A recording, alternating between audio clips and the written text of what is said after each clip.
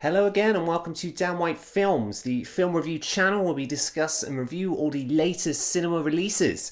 We're diving into DC's latest offering today. It's a film that's been highly anticipated and comes as a replacement to its rather disappointing predecessor. Today I'm reviewing The Suicide Squad.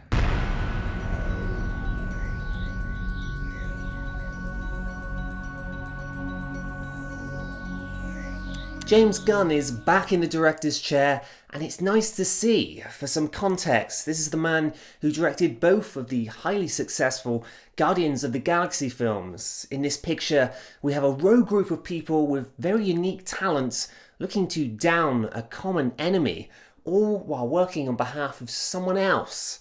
Now on paper, it's very similar to the Guardians of the Galaxy, and people are no doubt hoping this film captures that same appeal, the non-serious playfulness, the big personalities, and of course, the humour. Well, does it? In many ways, yes. I was surprised by this film.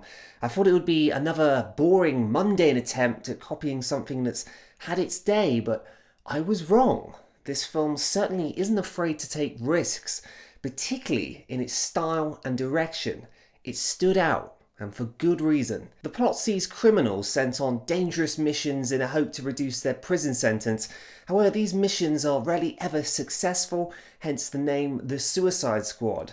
They are under the command of Amanda Waller, once again played by Viola Davis, and she nails the character. She's fierce and downright sinister. The squad themselves are comprised of 7 to 8 others, and everyone does a very good job at bringing personality and likability to their characters. Bloodsport, played by Idris Elba, is the leader of the group, and he really nails the tough guy, no bullshit persona. Margot Robbie as Harley Quinn is more of what we've seen before, and this is not at all a bad thing. She's sweet, mad, and slightly unhinged. John Cena plays the Peacemaker, and although I liked his portrayal, as a minor critique, I felt his character was lacking depth, and it would have been nice to have seen a bit more background. You've got Daniela Melchior playing the Ratcatcher too, and this is another good performance. She adds much needed emotion to a group severely lacking such. Sylvester Stallone plays King Shark, who really doesn't say all that much. He has a few funny lines here and there, but I really felt the character got old the more the movie went on. Then you have Colonel Rick Flag, played by Joel Kinnaman.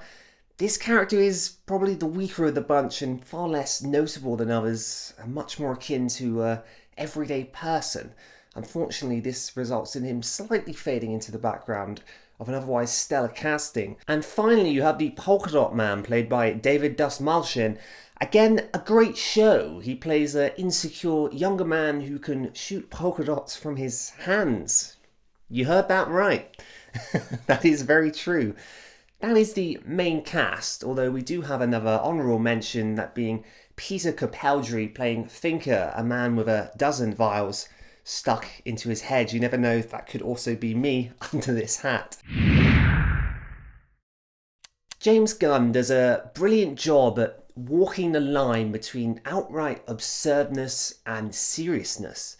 He finds a balance between the two. This both in his previous works for Marvel and in this new film for DC. I'll be honest, I didn't expect to see this again. It is often incredibly hard to replicate a creative success. However, I will give credit. This film was highly enjoyable and had plenty of funny moments. The plot has a few minor sticking points, but nothing at all to detract your mind away from the experience. You know what I really like? This film is trying to be different. Even if it appears similar to certain other films, it is trying to stand out in subtle ways, and I commend that. It wants to be noticed, and you can feel that the creative control was in the right place. The risks mostly pay off, and you're left with a piece of cinema that does not get lost in the banality of a genre that's seen a dozen different implementations over the past decade or so. Are people perhaps tiring of superhero movies? It could be likely, but this is one that tried to be different, and in its daring, I think it will be remembered.